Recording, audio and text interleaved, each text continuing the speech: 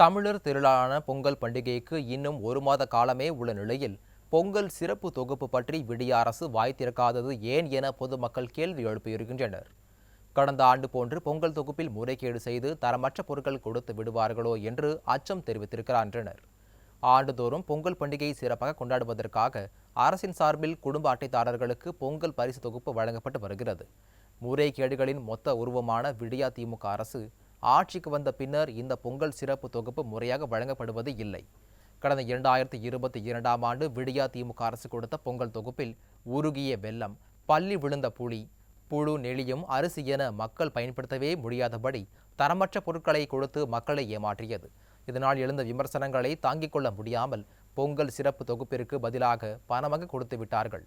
அப்போதும் கூட கரும்பு கொடுக்காமல் விவசாயிகளை போராட வைத்தது இந்த விடியா அரசு.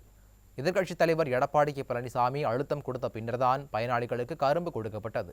இந்த முறை பொங்கல் நெருங்கிவிட்ட நிலையில் பொங்கல் பரிசு தொகுப்பு கொடுப்பது பற்றி வாய் திறக்காமல் மௌனமாக இருக்கிறது விடியா விளம்பர அரசு.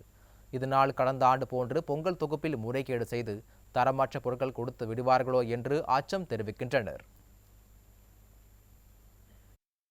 புழு வந்த மாதிரி இந்த வெள்ளம் என்னென்னதோ கண்டது கொடுத்தீங்க, அது நாங்கள் குப்பையில் தான் போட்டோம். ஆனால் எங்களுக்காக எதுவுமே நீ அப்போ செய்யலை. ஆனால் இப்போ பொங்கல் மழை வந்து நாங்களாம் ரொம்ப கஷ்டப்பட்டுருக்குறோம். அதனால் நீங்கள் எப்போ கொடுக்க போகிறீங்கன்னு எங்களுக்கு இன்னும் தெரியல. இன்னும் பொங்கல் வரப்போகுது, இன்னும் ஒரு மாதம் கூட இல்லை. முறைகேடு பண்ணுறதுக்காகவே ரொம்ப டிலே பண்ணி கொடுத்தாங்க. அநேகமாக இந்த வாட்டியும் அதே முறைகேடு தான் பண்ணி கொடுப்பாங்கன்னு நினைக்கிறேன். தரமற்ற பொருள் கொடுக்கணுன்றது தான் அவங்களோட எண்ணமாக என்னன்றது எனக்கு தெரியல. ஏன்னா போன வாட்டி கொடுக்கும்போது அதே தான் பண்ணாங்க. தரமற்ற பொருள் கொடுத்து அது கொடுக்காமே இருந்திருக்கலாம். அவங்க வெள்ளம் கொடுக்க சொன்னால் கிரீஸ் பை ஆயில் மாதிரி கொடுத்தாங்க. ஸோ ஊழல் பண்ணணும்னு நினைக்கிறதுனால தான் அவங்க இன்னும் ஒரு மாதம் டிலே பண்ணுறாங்களோன்னு எங்களோட கருத்தாக இருக்குது.